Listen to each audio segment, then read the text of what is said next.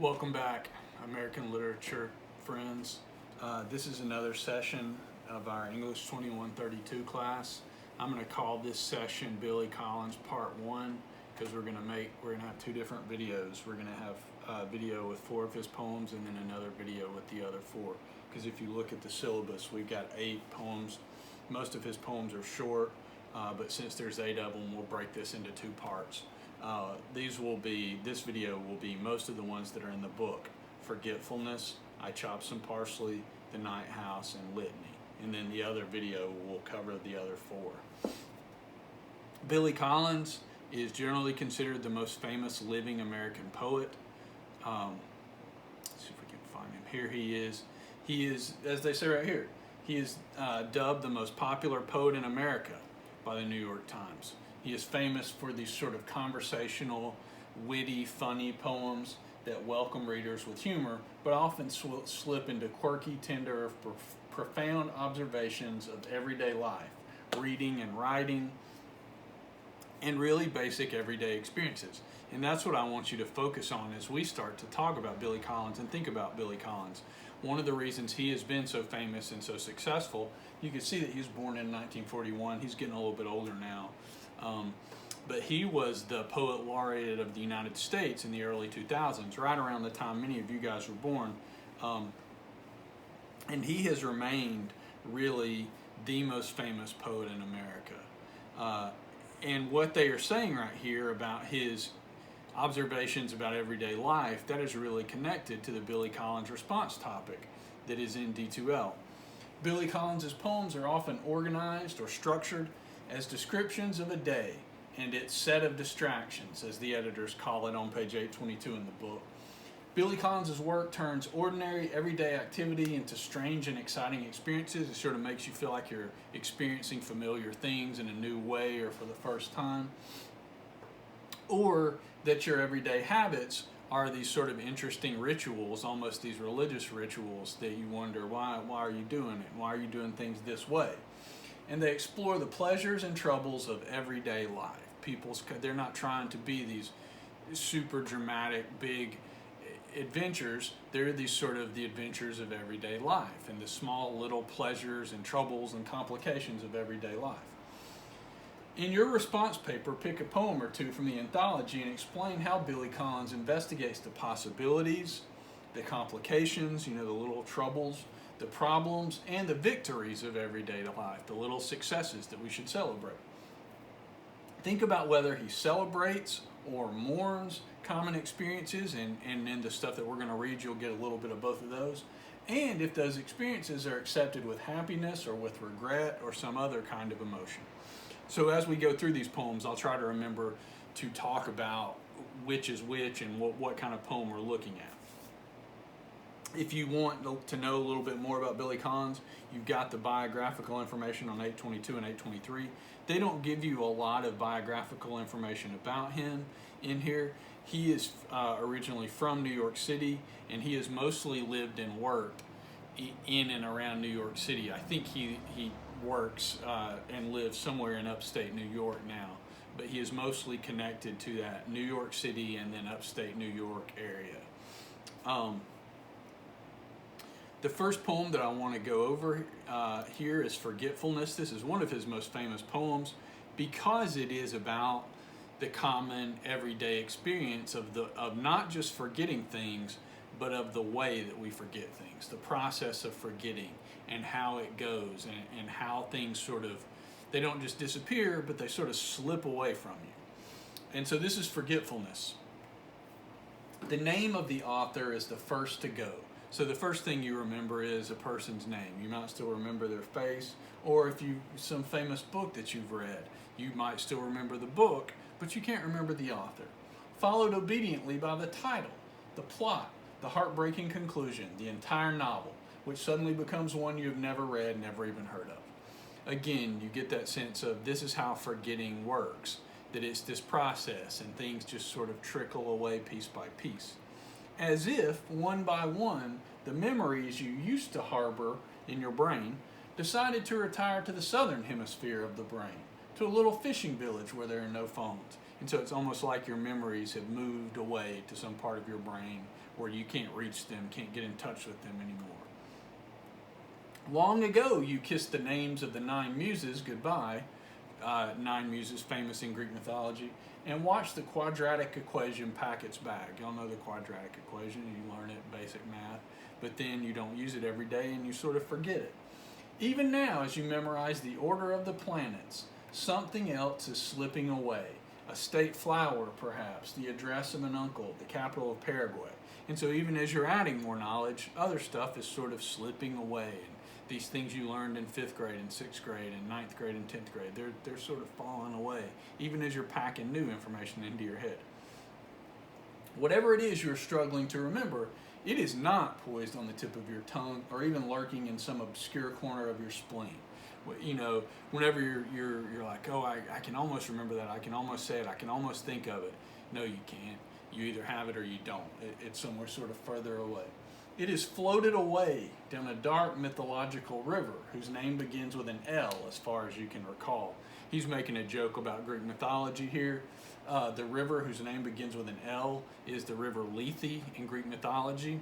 And because the Greeks believed in reincarnation and rebirth, the way that you would be reincarnated and reborn is right before you were reborn, your spirit, your soul would be dipped in the river Lethe and it would wipe your memory. And so then when you were reborn, you wouldn't remember your old lives. So the river that he's trying to remember is the river that makes you forget. The name, you're well on your way to oblivion. That's what Lethe is, the river that wipes your memory, that gives you oblivion. You're well on your way to oblivion, where you will join those who have even forgotten how to swim and how to ride a bicycle. So eventually you'll forget even these most basic things. No wonder you rise in the middle of the night to look up the date of a famous battle in a book on war. No wonder the moon in the window seems to have drifted out of a love poem that you used to know by heart. And so again, this sort of, you wake up in the middle of the night, or you have these quiet moments and you try to remember something and you're like, oh, where did that go? I used to know it. I used to know it by heart, and now I just can't even remember it. And so what you get in this poem is this sort of mourning. And even though it's sort of silly and humorous, he makes a few jokes in this poem, this sort of mourning of how facts and ideas and memories just sort of slip away out of your mind as you go through life. The next poem that I want to talk about is I Chopped Some, it has this long title, and it is on page 827 if you want to follow, 827, 828 if you want to follow along in the book. I chopped some parsley while listening to Art Blakey's version of Three Blind Mice. Art Blakey's version of Three Blind Mice is a jazz song. If you want to look it up, if you want to search for it on Google or something like that, it's pretty easy to find. It's a lot, Billy Collins likes jazz music. This is a sort of jazz song, improvisational jazz song about 3 blind mice. What he does in this poem is he starts thinking about the 3 blind mice, and I start wondering how they came to be blind. Here we go.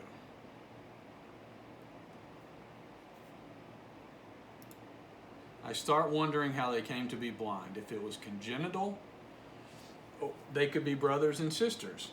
And I think of the poor mother brooding over her sightless young triplets. And so what this poem really does and gives you is this sort of, his mind just starts to wander, and he starts to wonder how the 3 blind mice became blind. And once his mind starts to wander, he just lets it wander and lets it go wherever he wants to as he's listening to this music, which doesn't have any lyrics. And I think of the poor mother brooding over her sightless young triplets, the 3 blind mice. Or was it a common accident, all three caught in a searing explosion, a firework perhaps? If not, if each came to his or her blindness separately, how did they ever manage to find one another? So he's like, if there's 3 blind mice, how did they ever find each other if they're blind? Would it not be difficult for a blind mouse to locate even one fellow mouse with vision, let alone 2 other blind ones? And how in their tiny darkness could they possibly have run after a farmer's wife? Again, he's playing with the sort of famous nursery rhyme, or anyone else's wife for that matter. Not to mention why are they chasing this woman? Just so she could cut off their tails with a carving knife, is the cynic's answer. But the thought of them without eyes and now without tails to trail through the moist grass or slip around the corner of a baseboard has the cynic who always lounges within me up off his couch and at the window, trying to hide the rising softness that he feels. So as his mind is wandering and thinking about these three blind mice and all the trouble that they go through, he's sort of getting sad for him, feeling sentimental. And by now, I am on to dicing an onion. So he's done chopping the parsley from the title of the poem. Now he's cutting up an onion for dinner that night, which might account for the wet stinging in my own eyes, though Freddie Hubbard's mournful trumpet on Blue Moon, which happens to be the next cut, the next song that he's listening to, cannot be said to be making matters any better. So he starts thinking about these three blind mice and their sort of sad situation, and it gets him a little sad. Maybe it's the onion that's making him cry a little bit. Maybe he's feeling sad over the three blind mice. Maybe it's the song that comes next, which is a sad song. But what you get in this poem is this sort of sad thing where he starts wondering about this and gets a little emotional about this, about this sort of what's supposed to be a silly nursery rhyme. The next poem that's in the book is The Night House. It's on page 8, starts on page 828, carries over to page 829. This is a poem about your unconscious, you're sleeping, and where your mind and body and soul go when your heart and your mind and your soul go while you're laying in bed asleep, what they get up to and how they're still working. Every day the body works, so you got the body works in the field of the world, mending a stone wall or swinging a sickle through the tall grass, the grass of civics, the grass of money. So every day you get up and go somewhere and do some work, no matter what kind of work that is. But every night the body curls around itself and listens for the soft bells of sleep. So he's like, every day your body gets up and it's in control and it's running things. But at night you lay down and go to bed and the other parts of the body get their time. But the heart is restless and rises from the body in the middle of the night, leaves the trapezoidal bedroom with its thick pictureless walls to sit by herself at the kitchen table and heat some milk in a pan. So the heart, it can't sleep, it's struggling a little bit, it gets up and has a little snack. And the mind gets up too and puts on a robe and goes downstairs, lights a cigarette, opens a book on engineering. Even the conscience, your sense of right and wrong, Jiminy Cricket and Pinocchio, even the conscience awakens and roams from room to room in the dark, darting away from every mirror like a strange fish. So your mind, y'all have had this experience where you try to lay down to go to sleep, but you can't turn your mind off. Well, here the mind is still working even though you're asleep, and it goes downstairs and is thinking about stuff and can't stop working. And the soul is up on the roof in her night dress, straddling the ridge, the peak of your roof, singing a song about the wildness of the sea till the first rip of pink appears in the sky. Then they will all return to the sleeping body the way a flock of birds settles back into a tree. And so then finally, before you wake up, the heart and the mind and the soul will all come back and be in your body again, resuming their daily colloquy. If you don't know what colloquy is, it's a conversation. What he means is all your interior parts will come back together and start working together again, talking to each other or to themselves, even through the heat of the long afternoons, which is why the body, the house of voices, so your body contains all these different voices or needs or desires or wants, sometimes puts down its metal tongs, its needle or its pen to stare into the distance to list all its names being called before bending again to its labor. What he's talking about is those times when your mind or your heart or your soul just sort of takes over and you're in the middle of working, but you stop working and start wondering about something or remembering something. And what happens at night is your heart and your mind and your soul are free to do that. They only get to do it every once in a while when you're awake and at work or doing the business of your daily life. But at night they get to do it and just roam freely and do their own things. The last poem that I want to cover in this little section is Litany. This is maybe Billy Collins's it's one of Billy Collins' most famous poems. It may be also one of his funniest because it is a love poem making fun of love poems. And he starts with this quote from a famous love poem. you get this two lines: "You are the bread and the knife, the crystal goblet and the wine."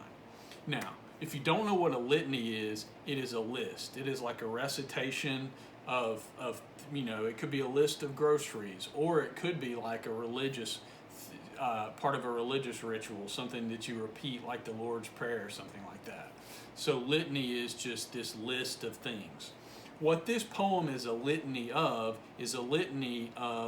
metaphors and images from love poetry. And what he is doing is sort of making fun of all of the metaphors and pickup lines and things like that we have for love and for love poetry. And the line that he thinks is especially ridiculous and that he starts with is, "You are the bread and the knife, the crystal goblet and the wine." What he wants you to see is how ridiculous that line is, because a thing couldn't be the bread and the knife, because you can't be the thing that gets cut and the cutting thing. You can't be the bread and the knife. And you can't be the crystal goblet and the wine, because you can't be the cup and the thing in the cup, which in this case is wine. So what he's trying to do is make you see how sort of silly and over the top the language of love poetry is. You are the bread and the knife, the crystal goblet and the wine. You're the dew on the morning grass and the burning wheel of the sun. You're the white apron of the baker and the marsh bird suddenly in flight. So what he does first is give you just this list of all of these, like it's almost like pickup lines or metaphors of love poetry, and he's talking about how beautiful this other person is, how beautiful this woman is, however, and all of these beautiful things that he could compare her to. However, you are not the wind in the orchard, the plums on the counter, or the house of cards. And he's like, hold on now, you're not everything. You can't have every image, every metaphor. And you are certainly not the pine-scented air. There's just no way that you're the pine-scented air. He's like, you're wonderful, you get a lot, but you're not all that. It is possible that you are the fish under the bridge, maybe even the pigeon on the general's head, but you are not even close to being the field of cornflowers at dusk. Again, it's like, you can't have all of the metaphors for beauty and all the beautiful images in the world. And a quick look in the mirror will show that you are neither the boots in the corner nor the boat asleep in its boathouse. It might interest you to know, speaking of the plentiful imagery of the world, and if you really want to understand this poem, that line is the key to understanding this poem. This poem is about the plentiful imagery of the world and all of the things that you might compare somebody to. All of the beautiful images in the world that you can compare somebody to and say, you're as beautiful as the boats in the boathouse. You're as beautiful, you're as beautiful as the field of cornflowers at dusk. But then he sort of turns that and says, not only can you not have all the imagery, all the plentiful imagery in the world, but I am the sound of rain on the roof, and I also happen to be the shooting star, the evening paper blowing down an alley, the basket of chestnuts on the kitchen table. And he's like, not only can you not have all of it, but I get some of it. I'm pretty wonderful myself, actually. I am also the moon in the trees and the blind woman's teacup. He's like, I get some of this, I get some of these images. I'm okay. But don't worry. I'm not the bread and the knife. You are still the bread and the knife. You will always be the bread and the knife, not to mention the crystal goblet, and somehow the wine. Again, that somehow the wine, how can you be the cup, the goblet, and what goes in the cup, the goblet? And so what this poem does at the end is circle back and say, you can't have all of it, you're not everything, but fine, you are pretty great.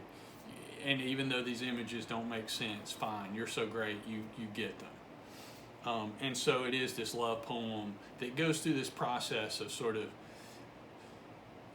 showing you the images of love poetry and then mocking the images of love poetry, and then saying, and I get the speaker, I get some of these images too, if we're going to just be handing out images and metaphors and similes, and then finally circles back and is like, but fine, you are pretty great, you get some of them, we're back to where we started. So that gives you 4 Billy Collins poems. It gives you Forgetfulness on page 823, and I chopped some parsley while listening to Art Blakey's version of 3 Blind Mice on 827, and The Night House on 828, and Litany on 829. So that, we're going to call that, like I said, Billy Collins Part 1. I'll have the second part for you shortly. And if you have questions about any of that, or want to talk through some of the images or ideas in this poem, or talk about the response paper and how you might write it, or which two poems might be easiest or best for you to write about, just be in touch with me. We can talk about that on Zoom or email or whatever's easiest for you. And otherwise, I will see you for Billy Collins Part 2. Thank y'all for your time.